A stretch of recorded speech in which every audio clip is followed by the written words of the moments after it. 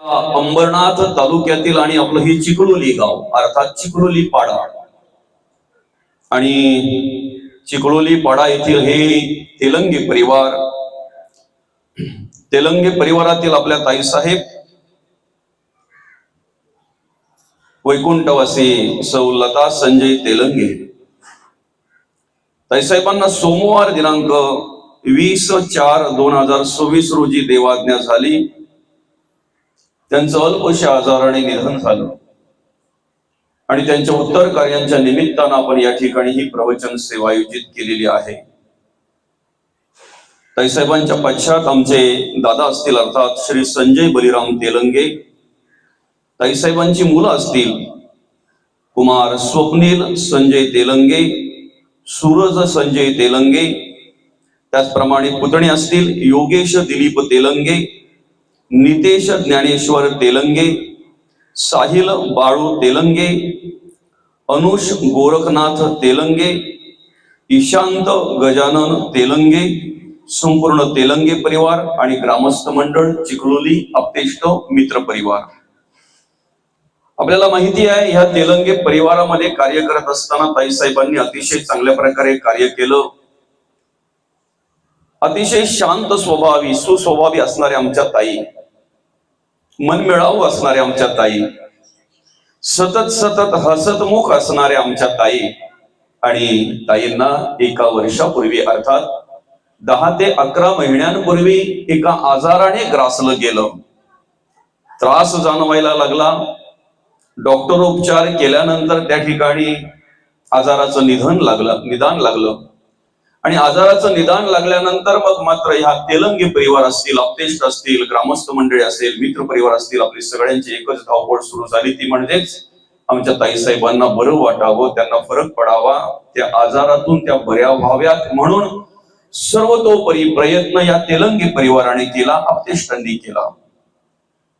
बरं का, त्या आजाराशी झुंज देत असताना, त्या आजाराबरोबर सामना करत असताना अनेक प्रकारचे औषधोपचार असतील, आयुर्वेदिक असेल, डॉक्टर उपचार असतील, मोठमोठे दवाखाने असतील, चांगल्या मोठमोठ्या हॉस्पिटलांमध्ये त्यांच्यावर उपचार करण्यात आले.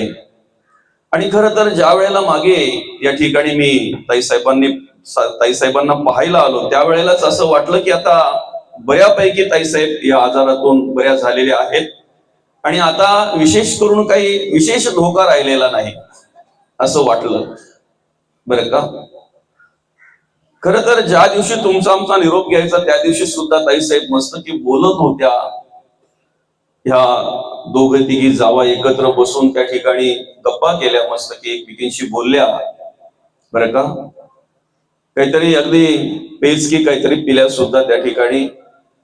आणि असं स्वप्नात पण नव्हतं, कोणाच्याच स्वप्नात नव्हतं, त्या मुलांच्या स्वप्नात नव्हतं, त्या दादाच्या स्वप्नात नव्हतं, त्या जावांच्या स्वप्नात नसेल, त्या पुतण्यांच्या, दादांच्या, दिरांच्या कोणाच्याही स्वप्नात नसेल की आमच्या या तेलंगे परिवारातून एक माणूस कमी होणार आहे, एक महिला कमी होणार आहे.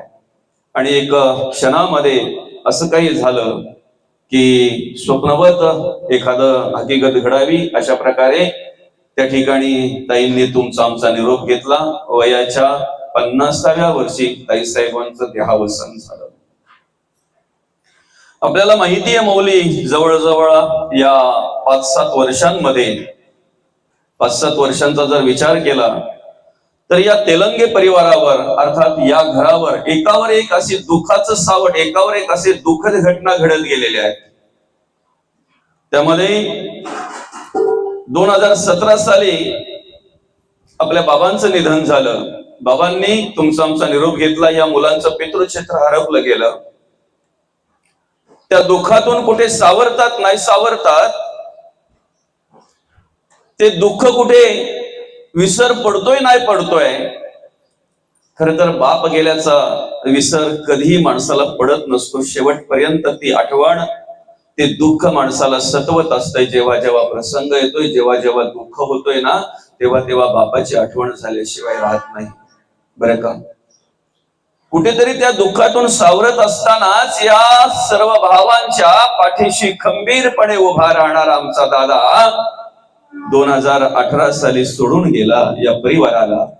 2018 साली मोठ्या दादांचं निधन झालं.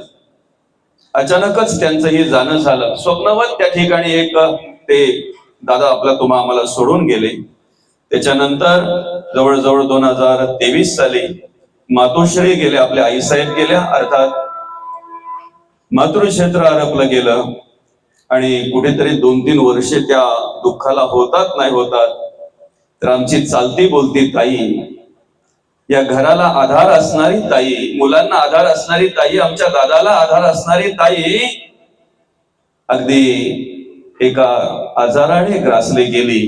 आणि कमी वयामध्ये ताईसाहेबांना जाणं झालं. ताईसाहेबांनी तुमचा आमचा निरोप घेतला. श्रद्धांजलीच्या वेळेला मंगेश दादांनी सांगितलं, एक दैवजात दुःखे भरले, दोष ना कोणाचा, पराधीन आहे जगती पुत्र मानवाचा. 2 ओंडक्यांची होते सागरात भेट, एक लाट तोडी दोघा पुन्हा नाही गाठ. क्षणिक देवी आहे बाळा मेळ माणसाचा, दोष ना कोणाचा, दोष ना कोणाचा. ज्या वेळेला एखादा माणूस आमच्या घरामध्ये एखाद्या आजारामध्ये ग्रासला जातोय ना, त्यावेळेला त्या आजारातून त्याने मुक्त व्हावं म्हणून घरातली सर्व माणसं, नातेवाईक, आप्तेष्ट, मित्र परिवार, ग्रामस्थ, शेजारी सगळे प्रयत्न करत असतात. ज्याला जे औषध माहिती असेल ना, तो त्या ठिकाणी आणून देण्याचं काम करतोय, सांगण्याचं काम करतोय. कारण आम्हाला मनापासून वाटत असतंय की त्या माणसाला उदंड आयुष्य लाभावं आणि त्या माणसाने त्या आजारातून मुक्त व्हावं. सर्वतोपरी आम्ही प्रयत्न करत असतो. मला सांगा, कुठे कमी पडला हा तेलंगे परिवार, कुठे कमी पडले ते दादा, कुठे कमी पडली ती मुलं, किंवा कुठे कमी पडले ते दीर, भावजया, पुतणे, कुठेही कमी पडले. सर्वतोपरी प्रयत्न करून ज्या वेळेला अपयश येत असतंय ना, त्यावेळेला मात्र आमच्या मुखातून सहज निघतंय, ईश्वर सत्य पुढे इलाज नाही, ईश्वर सत्य पुढे इलाज नाही. साले हे शरीर कोणाचे, सत्य कोण बोलविते हरिवेणा, देखवी ऐकवी एक नारायण, तयाचे भजन चुकू नका. त्या देवाची सत्ता आणि त्या देवाच्या सामर्थ्याची ओळख करून देत असताना संत म्हणतात, वृक्षाचे ही पान हाले, त्याची सत्ता राहिली अहंता मग कुठे. वृक्षाचं पान सुद्धा त्या देवाच्या सत्तेने हलतंय दादा. आम्ही त्याचं स्मरण ठेवायला पाहिजे, आम्ही त्याची आठवण ठेवायला पाहिजे. आम्ही प्रत्येक कार्य करत असताना स्मरणात ठेवलं पाहिजे, हे सगळं काही कार्य घडतंय ना, हे सगळं कार्य घडण्यासाठी सामर्थ्य देणारा, बळ देणारा एक तो भगवंत पांडुरंग परमात्मा आहे, देव आहे, ब्रह्म आहे. आणि ब्रह्म आहे म्हणून या मायेला किंमत आहे, देव आहे म्हणून सृष्टीला किंमत आहे, निर्माता आहे म्हणून निर्माण केलेलं कार्य चालू आहे. ज्या वेळेला निर्माता त्याचं सामर्थ्य काढून घेतोय ना, त्यावेळेला निर्माण झालेली वस्तू जशीच्या तशी पडलेल्या अवस्थेत आम्हाला पाहायला मिळते.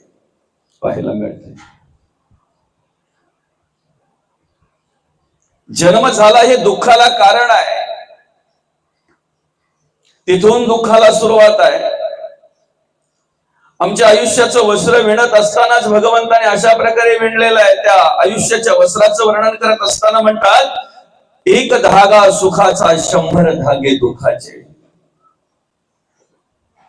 एक धागा सुखाचा ठेवलेला आहे आणि त्या एक धागा सुखाचा कुठेतरी आम्हाला मिळेल, कुठेतरी प्राप्त होईल म्हणून आम्ही 100 धागे दुःखाचे सहन करत असतो. जन्म झाला त्याच वेळेला मृत्यू आहे. तो मृत्यू आमच्या बरोबर आहे, तो मृत्यू आम्हाला कधी सोडत नाही. आमच्या आयुष्यामध्ये अनेक असलेल्या सत्य गोष्टींपैकी एक सत्य गोष्ट कुठली जर असेल ती म्हणजेच आम्हाला या जगाचा निरोप घ्यावा लागणार आहे, आम्हाला हे जग सोडून जावं लागणार आहे. ही प्रत्येकाच्या आयुष्यातली ही सत्य हकीकत आहे, ही एक सत्य गोष्ट आहे. प्रत्येकाला जावं लागणार आहे, प्रत्येकाला जावं लागणार आहे.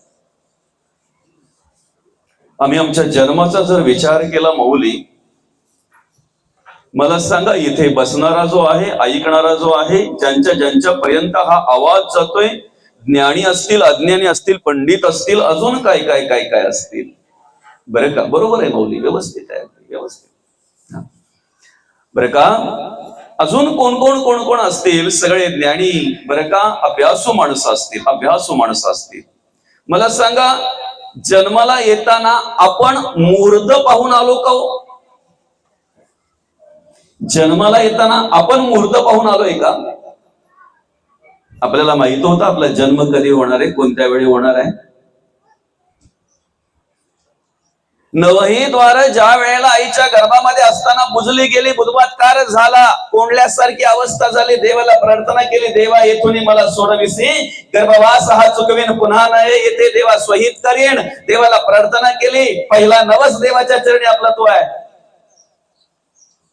देवाकडे केलेला पहिला नवस तो आहे, देवा इथून सोडव मला, स्वहित करीन, गर्भवास चुकवीन. दुर्दैव एवढंच आहे की आमचा जन्म झाल्याबरोबर आम्ही तो नवस विसरून गेलो आम्ही तो नवस.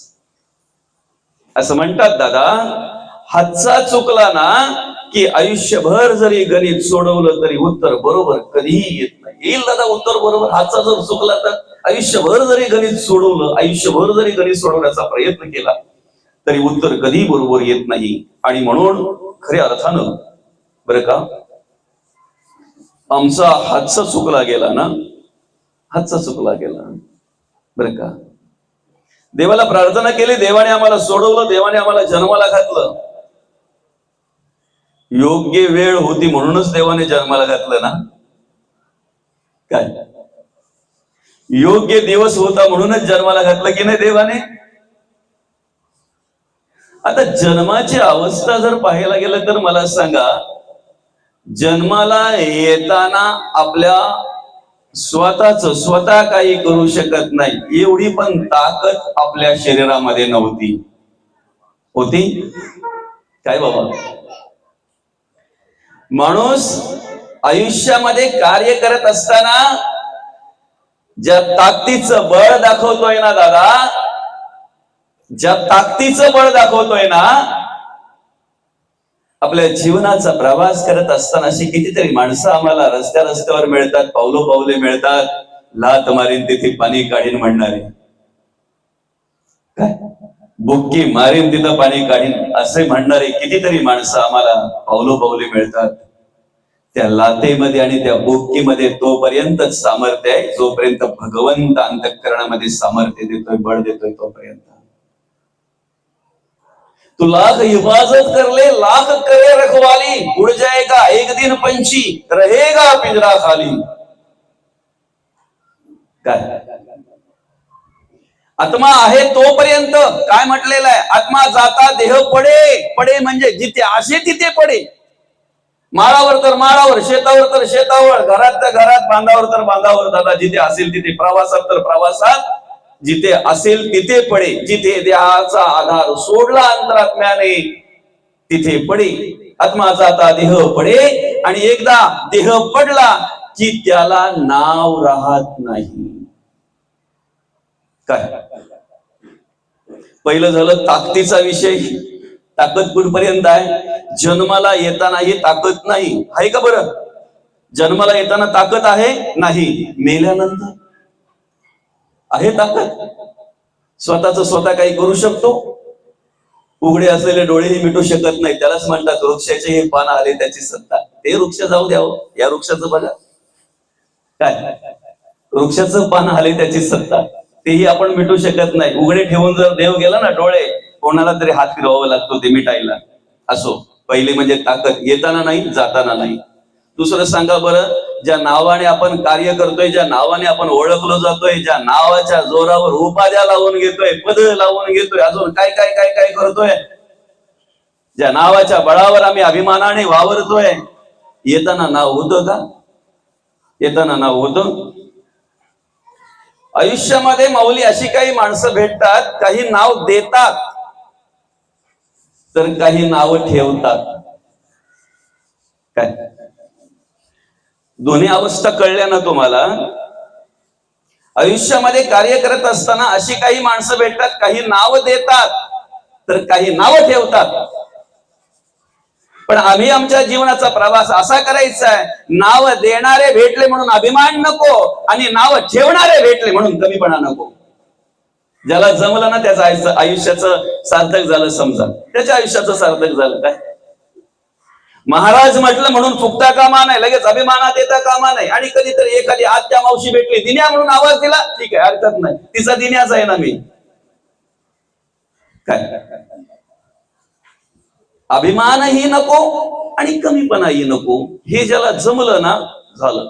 येताना नाव नव्हतं, येताना नाव नव्हतं, बरोबर आहे.